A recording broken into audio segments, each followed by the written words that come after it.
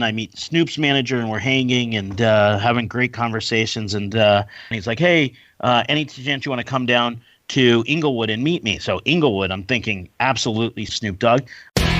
The green rush is real. From lawmakers and investment bankers to CEOs and investors, we'll look at how people are transforming cannabis from the shadows of the black market into a cash crop that draws in cannapreneurs from Hollywood to Wall Street. Here to help you navigate the business of cannabis, please welcome Louis Goldberg and Ann Donahoe. Brought to you by KCSA Strategic Communications. I'm Ann Donahoe along with Louis Goldberg, and welcome to another episode of The Green Rush. One note before we start, if you can please rate and subscribe to this podcast on iTunes, Stitcher, or wherever you listen to podcasts, that would be awesome. And follow us on Instagram or Twitter with the handle @GreenRushComms. Today we're talking to Adam Levin, CEO of High Times and founder and managing director and CEO of Oreva Capital. That's a heck of a lot of titles. When do you sleep? I love it. I'm having fun with it. Yeah. So sleeps when you're dead. Sleep's overrated. So you guys, High Times is really one of the most recognized brands, the most recognized brand in the cannabis industry, really transcending beyond the cannabis community to people outside of the community. They know who you are. Can you talk for a moment about how this brand went from this ultra niche, underground-ish publication from the mid-'70s to become the brand, because it's way more than a publication, that it is today?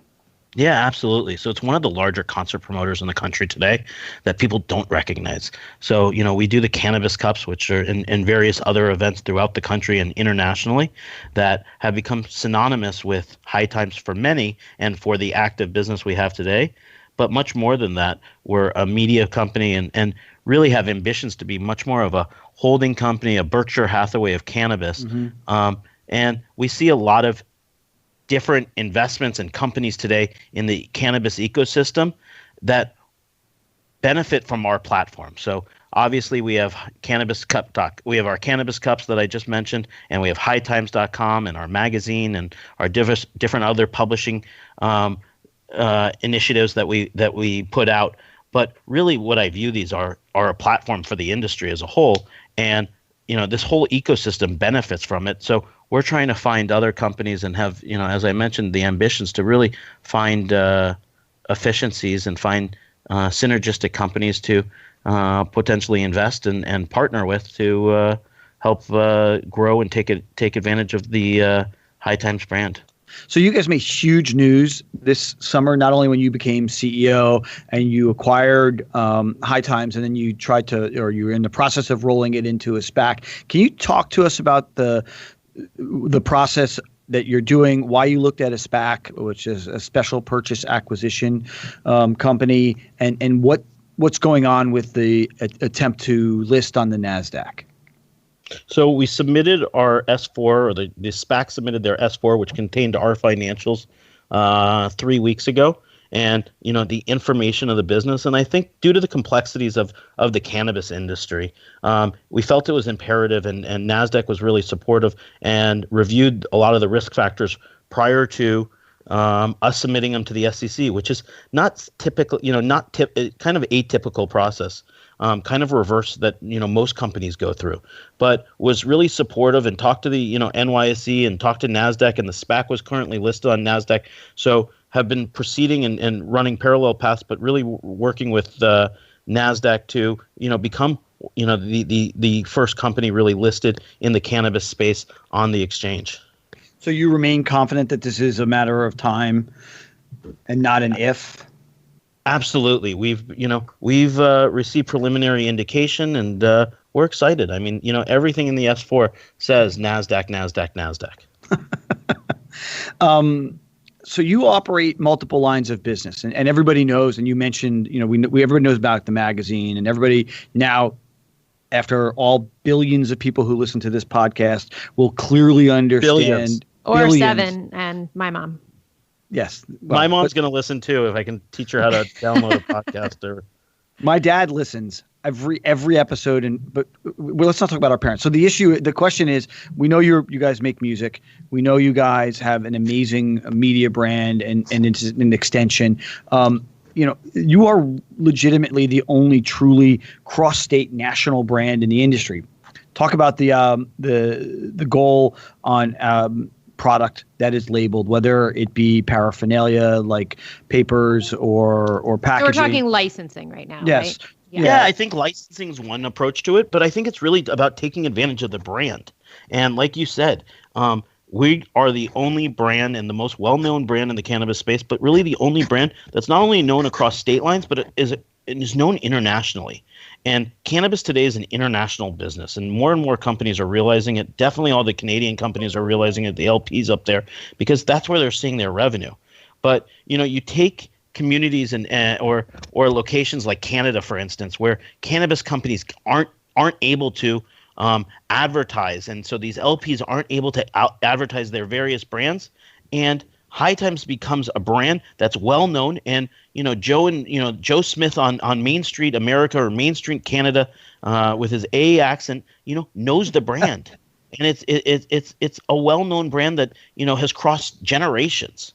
So I think that's the exciting thing about it. And, we talk about how Ann mentioned licensing, and licensing is definitely one way to take advantage of, licensing the brand and finding different categories to license to. Acquisition's another one, and really finding different companies that, make sense to either license to or find partnerships or acquire, where we can, you take the High Times brand, you take the benefits that we have with our platforms and our various mediums of accessing the consumer, and it brings a whole new life to a lot of these companies. So your background is technology and mergers and acquisitions, and I've run a few different investment companies over the years. So how has that played in your time now with High Times? I mean, it's not like the technologies and the mergers and acquisition side doesn't automatically cognitively lend itself to, I'm going to work with the single largest cannabis brand, in the world. Where's the synergies been? Where's the overlap? So, I've been fortunate to run two of the largest 10 social networks. I think both of them were somewhat like melting ice cubes against Facebook. But, we learned how to monetize that audience and learned how to, I went into, Bebo, which was a social network I ran, and the team and I, really, found geo-targeting and ways to increase the lift, and are running into similar challenges now with High Times, where we kind of had a business that was somewhat run by stoners, if you would, for lack of a better word, and have tried to institutionalize the brand. So in doing that, it's first looking at the social media platforms, and we've added, we've reinvested in our concert and live event business, and I think the quality of the events is definitely stepping up and putting more money into talent, and we're seeing it in all facets of the business today to start to see the effects. That's a great place for us to take a quick break. We'll be back and talk to Adam about why he moved to LA. More Green Rush coming up after we roll through our sponsors.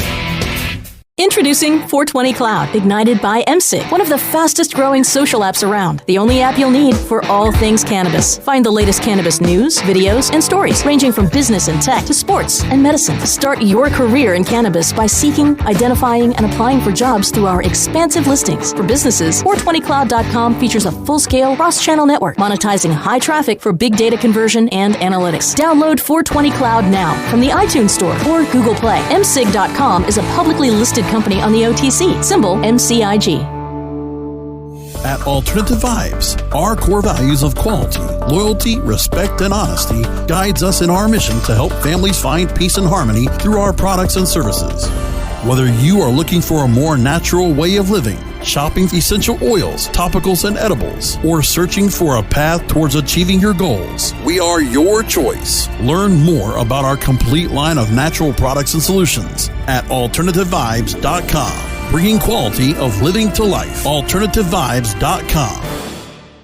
Cannabis concentrates have been around for hundreds of centuries. In 19th century America, extracts mixed with other herbs were sold as a miracle cure. Now, Apex Supercritical has elevated the science of extraction into the 21st century. Apex Supercritical is the leader in CO2 extraction, which is the cleanest, safest, and purest way to extract plant oils. ROI in as little as 3 weeks. Our cost-effective systems are fully automated with an industry-leading 3-year warranty. And if we don't have your system in stock, we can build one in as little as 4 weeks, bringing CO2 extraction to the masses. Learn more at apexsupercritical.com. 4-week build excludes high production systems. Banking and Buzz, understanding the business of cannabis. Welcome back to The Green Rush, only on CannabisRadio.com. And we're back with Adam Levin from High Times. Well, you're from High Times, and you're also the founder and managing director and CEO of Oreva Capital. And there was also news a couple of months ago about the publication itself moving from, the iconic New York playground, basically, to LA and California, which is arguably the biggest marijuana market, certainly in the United States. So maybe I just answered the question for you. I don't know. You did. Why not Okay. be in the cannabis epicenter? And besides that, I'm from LA. I live in LA, and wanted to see the company close by, but we're where all the action happens now. And I couldn't imagine, we still maintain an office in New York, and have a great group of people on editorial and technology there. But sales, marketing, and editorial, and our video production team, they're all in LA, and we're having fun, doing the bi-coastal thing. You excited for January 1st? January 1st is going to be exciting. I mean, we'll see what happens. And, the adult use is an interesting market, and will open up a lot of different, Any special plans consumers. for High Times on? We're actually, first? so we're just unveiling something now. We were just thinking about what we were doing, and we've increased our events. We did 4 in 2016 and have done more than 10 this year. So we're rearing go. I think our events team's a bit tired, but we're going to do one more New Year's Eve event, and we're actually going to announce it next week. Would you ever think of opening up a store, whether it be a dispensary or just like a branded store where you'd have clothes and other things that where you're not touching the plant either way? So are you reading my emails? But only the ones to us. We've I'd love to look at those opportunities, and especially in the regulatory environment that exists, where you mentioned we can't touch the plant. We're not going to touch the plant today, but you look at, a store selling ancillary items and stuff like that. Absolutely. I think we're looking at those opportunities. And, I think there's a huge opportunity to find a smoke shop today, with, a common brand that, it's hard to build a brand. And take High Times and that 43 years of experience and building that brand in so many facets that so many people know and love, taking that brand to, retail is something that is definitely appealing and has been on the top of my mind since, initially thinking about this investment. Speaking about building a brand, the cannabis consumer is changing, right? There are the quote unquote stoners, and I don't say that pejoratively, but there's also this whole new breed of women, of younger people, of older people. How are you catering to the same old dedicated brand, High Times publication lover, and getting new readers and fostering new readership with this new community that now cannabis is opening up to? So I think that's an awesome question, and one we think about fairly often. Hey, please don't encourage her. I don't want to step on her, or I wouldn't step on her like you said. So but listen, I think High Times is known for that stoner-esque content, and I don't mean that in a bad way, but listen, I love smoking pot. I consider myself a professional most of the time, but is that a professional pot smoker? Some could consider me that, I think there's that whole thing that comes into the industry of like the suits versus the OGs, and right. Can you hang with them and take dabs with them, and only the strong survive. But in coming up with like content and looking at that, we see High Times as much more of a lifestyle brand, and I think a lot of the cannabis media and brands are going that way. We had we had a High Times Connect dinner last night, and it was amazing to see some of the brands out there that have come so far. You think of like Double Barrel and Humboldt, and the guys, know the guys and gals from that company fairly well, and what they've done, is amazing from a brand level. Or we had Candescent last night present at our High Times Connect dinner, and I don't know if you've seen their packaging. But, this is like a real CPG company that just happens to sell cannabis. So we work with a couple companies like that. If you're not familiar with Golden Leaf out of Portland and their dispensaries, Chalice Farms, I mean, those are the retail experience is what you would hope it would be when you walk into a dispensary, and their packaging is beautiful. I mean, their candies look like anything that you would think that Mars would be making for a really high-end candy. It's not schlocky. It's amazing. And to steal a line, I know this is called the Gold Rush, but someone said last night this isn't the Gold Rush. This is a marathon. Yes. And there's this is going to be a huge industry, and I don't know if you guys saw the Time report earlier this week. That cited much larger statistics than the Pew report did. In over 20 billion in 2020 was initially said, but they're citing much bigger statistics now. This is going to be a huge industry, much bigger than alcohol as all the reports speculate and project. Which is why Constellation bought into Canopy. Exactly. And it's funny, we talked with Bruce Linton, the CEO of Canopy, a few weeks ago and a few episodes ago, and we'll put a link to it in the show notes. And, I think one of the things that Bruce was talking about was the active research and developmental interest that Constellation had into infused cannabis drinks. So I don't think anybody can predict where this is going. What I want to know is you come out of the business financial world. You are not an historic stoner. I mean, you may be one who smoked, but you come from. Look, you and me both, dude. But the issue is, I won't smoke the bong in the background this call. Well, we're not on video. You can. So, but we don't judge. But your investment banking buddies, the guys in New York, the ones in San Francisco, the ones in Chicago, what are they asking you about the space today that you're stunned that they're asking you about? So I think there's the common belief that there's a lack of credibility in the industry. And, I think that's one of the things, the stereotypes that get associated with it, that, when my friends come to the Cannabis Cup or they came to the High Times Connect dinner, they were impressed by the CEOs. I mean, you have Harvard MBAs and, you have incredible entrepreneurs who have built ridiculous companies that are blossoming and flourishing and producing, significant, 8-figure, EBITDA numbers today. And run by people of, and started by, founders of all different types. I think you have Mark Zuckerbergs of the industry today who, whether it be college dropouts or even high school dropouts. I think that's so. No, step on. No, I am going to step on you. So it's funny because we have said something very similar, that this is tech circa 1996, right? And somebody's going to be Google and somebody's going to be Tesla. So who are the CEOs that you're meeting that you're going, holy shit, that guy or that woman, I want to be them when I grow up? Who's the people that are impressing you most? It's a good question. I mean, Adrian from Candescent's impressive.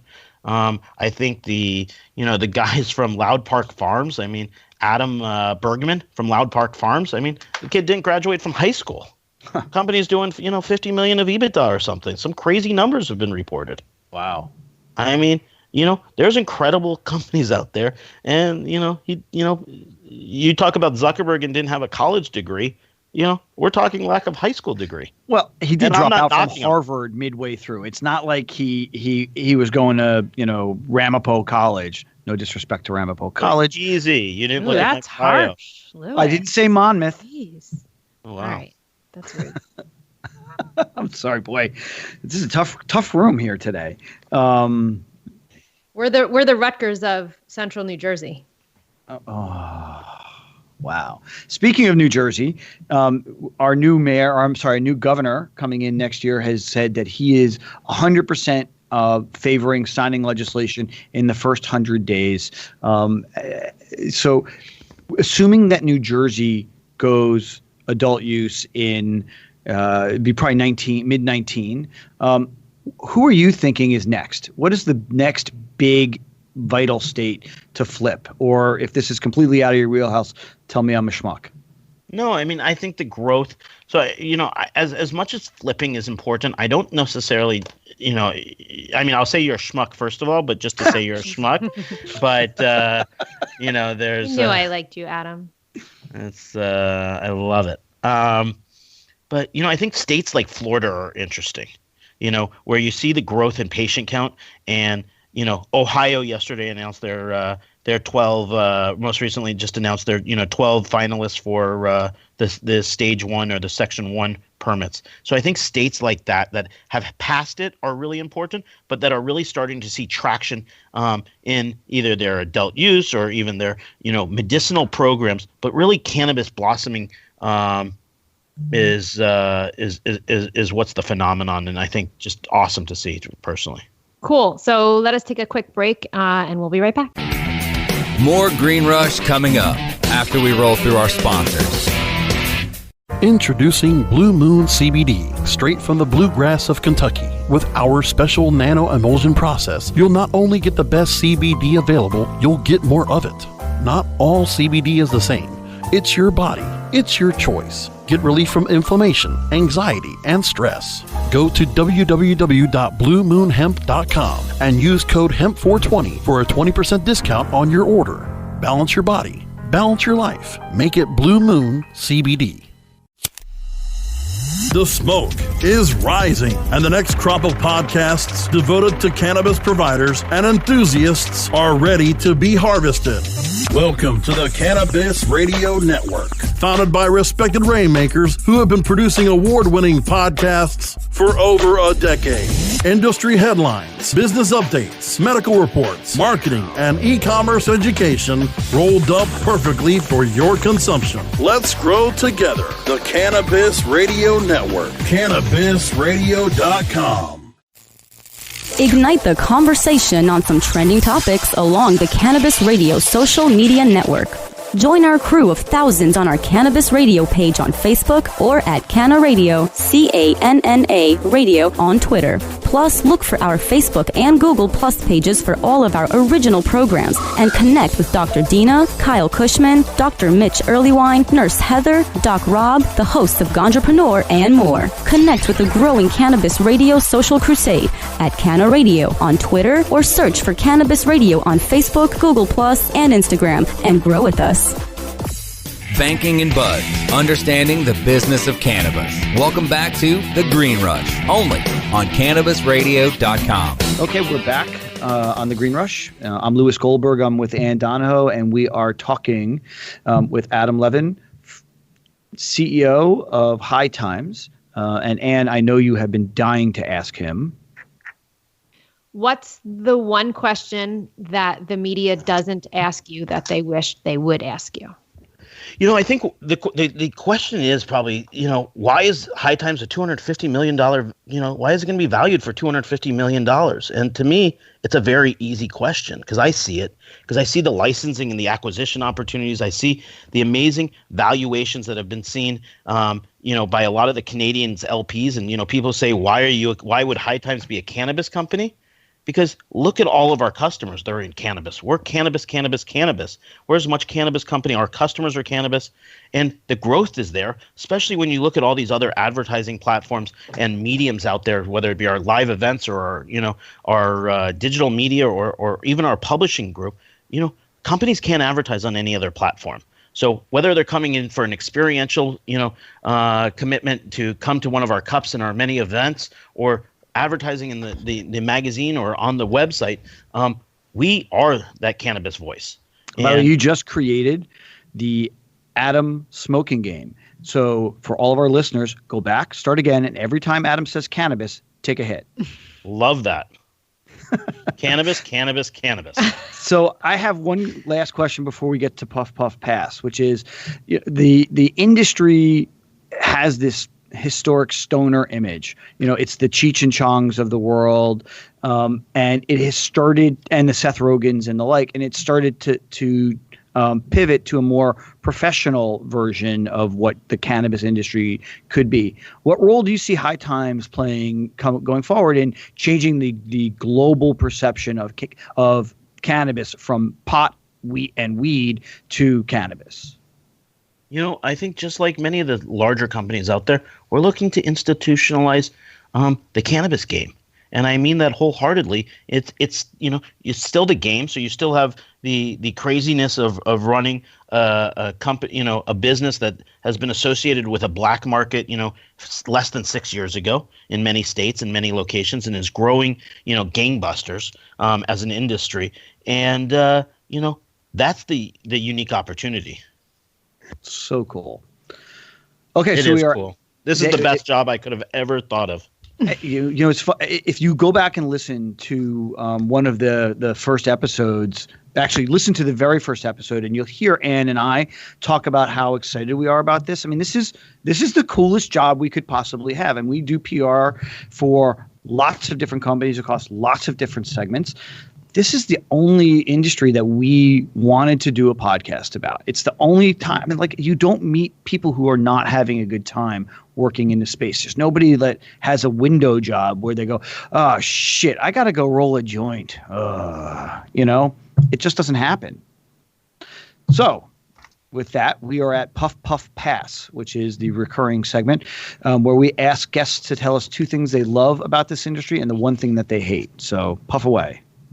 If I say I love the podcast, does that count as one of them? Yes, it does. Yes, it does. I was hoping it doesn't count, and I got another 2 or 3, but well, no, it doesn't count. Puff Puff Doesn't Puff count. Pass. Yes, it's I'm a big puffer, so don't bogart it. I hear you.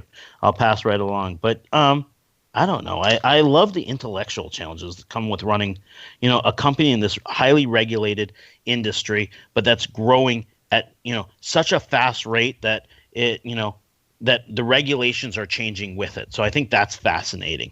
I think you meet great people. I've met some of, I've met great people and I've met schmucks and but overall, just, great fucking people, to be honest. The things I don't like about it, again, I think, you guys hit on it right on, the stereotypes of, of that this is a stoner industry when you have, many professionals and, institutional capital starting to go into it. And, it's an exciting time and, I love being in it. So I've wanted to be in it since, being 20 and, was always the kid. Why didn't you starting a dispensary?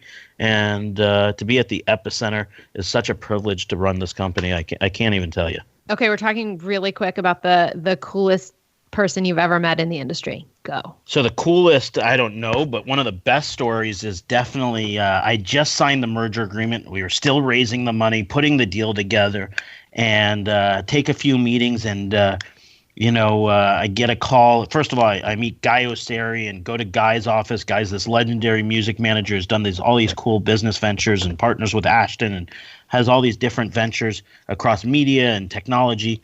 And have a great meeting with him. He's, super impressed by the structure and by all this. And then I meet Snoop's manager and we're hanging and having great conversations. And he's like, hey, maybe later, I'll let you meet one of my other partners. And, I don't know who this other partner is. It could be Snoop Dogg. I know there's only 3 partners that, actually one of our competitors, Mary Jane, we're having some strategic conversations. And 10:30 rolls around. He's like, hey, any chance you want to come down to Inglewood and meet me? So Inglewood, I'm thinking absolutely Snoop Dogg here, but he doesn't mention Snoop Dogg. I'm deathly ill. I have 102 fever. And I looked to my brother. I said, do I go? Do I not go? I said, let's go together. So I take my little brother down there. He's 14 years younger. And you didn't say 14 years old. No, he was a few. Thank God he wasn't. But sorry. No, all good. And go down there and end up going to Snoop Dogg's lair, which is like this Star Trek bat cave, like literally looks like the USS Enterprise. And that's like what I think the Star Trek thing is. And it's we smoked for 4 hours straight, just this crazy session. So the magic question that I always asked was like, do I tell Snoop I'm sick as a dog, or do I just go with it? And I went with it, and we smoked and smoked and smoked, and he gave me some of his favorite strains, and this bubblegum strain, which was beautiful, and smoked some more and talked, and it was an awesome experience. But that's cool. Cool. Yeah, absolutely. So cool. I mean, truly, and thank you. Thank you. Well, and High Times has a huge role in this industry, and to have legalization. 100%. I mean, without High Times, without NORML, there would be nothing. It would still be people buying bags of swag on the street, and everything that has happened in the entire industry is in large part traces back to High Times and to NORML. And on behalf of my friends, myself, and hopefully our listeners, to talk to the CEO of this iconic brand and have a really frank conversation about what's going on, we really appreciate it. We don't take it for granted that you took time out of your day to do this. So thank you very much. Lewis, Ann, thanks so much. Look forward to it. So that's it for today. Special thanks to Adam Levin, CEO of High Times. Check them out on Twitter and Instagram at High Times. And we'll have a link to Adam's LinkedIn page in the show notes. Also, special thanks to Nick Opich for helping us produce this podcast. If you want to chat with us, you can find us on Instagram and Twitter with the handle at GreenRushComms, as well as hitting us up at the KCSA-cannabis.com website, or feel free to drop us an email at greenrush@kcsa.com. Thanks, guys.